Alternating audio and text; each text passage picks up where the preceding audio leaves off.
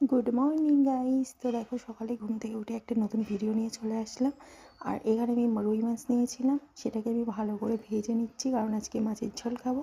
আর এখানে দেখো আমার শরীরের অবস্থাটা খুবই খারাপ, আমার ভয়েস শুনে অনেকেই হয়তো বুঝতে পারবে।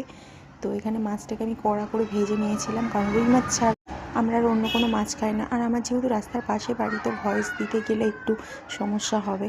আর এখানে আমি সকালে ঘুম থেকে উঠে কিচ্ছু খাইনি, তো এখানে দুটো কলা নিয়ে নিয়েছিলাম। তো আজকে শরীরটা আমার খুবই খারাপ, যার কারণে আজকে উঠতেও আমার অনেকটা দেরি হয়ে গেছে। এখন বাজে প্রায় 10টার বেশি। তো এখানে আমি কলা খেয়ে নিলাম দেখো। আর আমার মেয়ে সকালে স্কুলে দিয়ে এসেছি, ওই স্কুলে আছে। আর ওই স্কুল থেকে বাড়ি আসার আগে আমাকে রান্নাটা কমপ্লিট করতে হবে, ও বাড়ি এসে খাবে।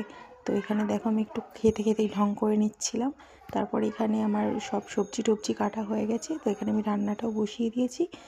পেঁয়াজ লঙ্কা তেলের ওপরে দিয়ে দিলাম, দিয়ে ওটাকে একটু হালকা নেড়ে চেড়ে তারপর দেখো এখানে আমি পেস্টটা আগের থেকেই করে রেখে দিই ফ্রিজের মধ্যে। কারা কারা আমার মতন এরকম করো অবশ্যই কমেন্টে জানিও, কারণ এটা আমার মনে হয় ভালো হয়। রোজ রোজ একটু একটু করার থেকে একবারে করে রেখে দিলে অনেক দিন যায় আর কি।